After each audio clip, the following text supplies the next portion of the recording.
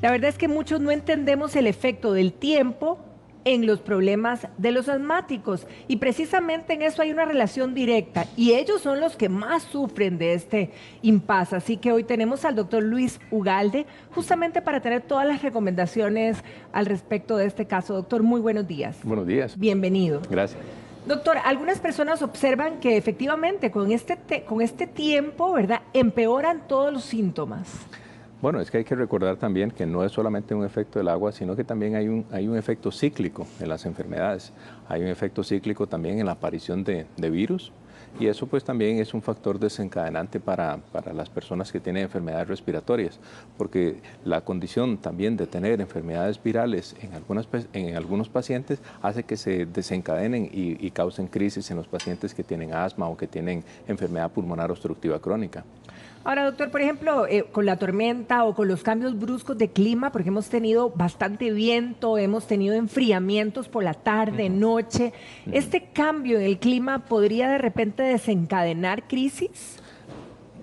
Tenemos un sistema hormonal todos y en las noches pues es cuando baja un poquito también la parte inflamatoria que tenemos todos como sistema de compensación. ¿Qué es lo que pasa? También con los fríos extremos y con la sequedad o la humedad, también la mucosa, que es una membrana que recubre los bronquios, se puede poner muy turgente y se puede también irritar. Y eso es el territorio perfecto, entonces también para generar una crisis. Y esos cambios también pueden afectar la calidad del moco que hay, porque todos producimos moco, ¿verdad? Pero esa es la condición particular que lo hace que hayan crisis o que haya una descompensación en la parte pulmonar. Ahora, doctor, el exceso de agua, porque si lo veíamos en la cantidad de imágenes que vemos, el exceso de agua ha sido tremendo en muchas comunidades y esto mezclado de la humedad que se generan en todos estos hogares, ¿qué impacto puede tener? Y además de esto sumado, ¿qué recomendaciones podríamos darle a toda esta población para evitar salir corriendo a un hospital, ¿verdad?, con lo que respecta a esto? Bueno, sí, desafortunadamente cuando la crisis está, ni modo, ¿verdad? Hay que enfrentar lo que hay. Claro. Pero pues, el control crónico es vital, es decir, un paciente que es asmático, por ejemplo, si lleva un control adecuado, eso no lo inmuniza de una crisis, pero si lleva un control adecuado, muy probablemente la crisis va a ser en menos proporción, me explico. Entonces puede ser que llegue a tener síntomas, pero esté más controlado. ¿Qué pasa con el agua? Bueno, tenemos una gran cantidad de agua, de repente también hay una remoción de partículas en el ambiente, hay alergenos, esos alergenos que son partículas que están en el aire, se dispersan, se aerolizan, hay una mayor cantidad de enfermedades de personas portadoras de virus respiratorios, entonces se genera un territorio como muy apto para entonces tener mayor propensión a tener crisis, ¿verdad? Entonces es una ecuación muy compleja, me explico, donde no es solamente una variable, es multifactorial.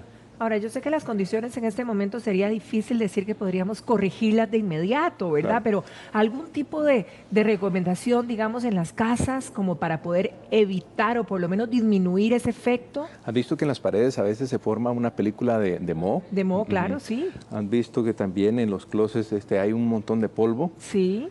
Ok, el control de la humedad en la casa es importante. ¿Has visto que también en muchas casas se utilizan alfombras? Bueno, todas estas alfombras, todas estas condiciones en los pacientes que son particularmente sensibles, que son asmáticos, van a tener una relevancia muy importante en su control. Entonces, me hablabas de la humedad. Bueno, claro, cuando hay una humedad mayor, entonces las esporas de los hongos también son mayores. Claro. Al ser mayores y los pacientes que son sensibles a esas esporas se inflaman, podrían tener una exacerbación. Entonces, si estamos hablando de prevención, tenemos que hablar de prevención en la casa, en la humedad, en limpieza, pero bueno, entonces si hay una catástrofe como esta,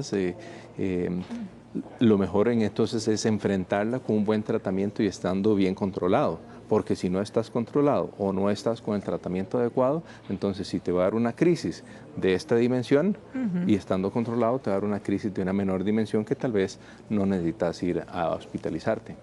Ahora, doctor, en el caso de los niños, ¿qué recomendación le podríamos dar a los padres de familia, verdad? Niños asmáticos con las condiciones que están presentes actualmente. Sí, no dejar el tratamiento, ¿verdad? Eso es un número uno. O sea, ¿cuál es la percepción a veces del paciente asmático? Ya me siento bien, entonces empiezan a dejar los inhaladores. Ya me siento bien, entonces voy a espaciar las inhalaciones. Ya me siento bien, inclusive no lo voy a usar del todo. Entonces viene entonces una situación como esta y entonces pues como explicaba ahora, entonces de tener una pequeña crisis así de repente se hace muchísimo más grande. El control también en los pacientes especialmente sensibles, alfombras, limpieza, los colchones, las almohadas, los peluches, el no fumar delante de los niños, ¿verdad? Eso es importante y pues idealmente no fumar del todo. Ahora, doctor, ¿qué pasa, por ejemplo, cuando está frío, verdad? Y cuando hay estos vientos, ¿es un mito o realmente se necesita taparse la boca con una bufandita? ¿Eso realmente nos cubre y nos protege o verdaderamente es un mito? ¿Qué pasa con los cambios bruscos de clima? Okay, entonces estás, por ejemplo, en un área que está frío por una situación, ya sea aire acondicionado porque está frío y pasas a un área que está más caliente. Esos cambios bruscos de temperatura resecan la mucosa, ¿sí? La mucosa, esa membrana que recubre los bronquios, la vuelve más seca. Hay personas que lo toleran perfecto, pero hay otras personas que no lo toleran bien. ¿Y cuál es el problema? Entonces, que esos cambios bruscos de temperatura hacen que el bronquio se cierre un poquito más.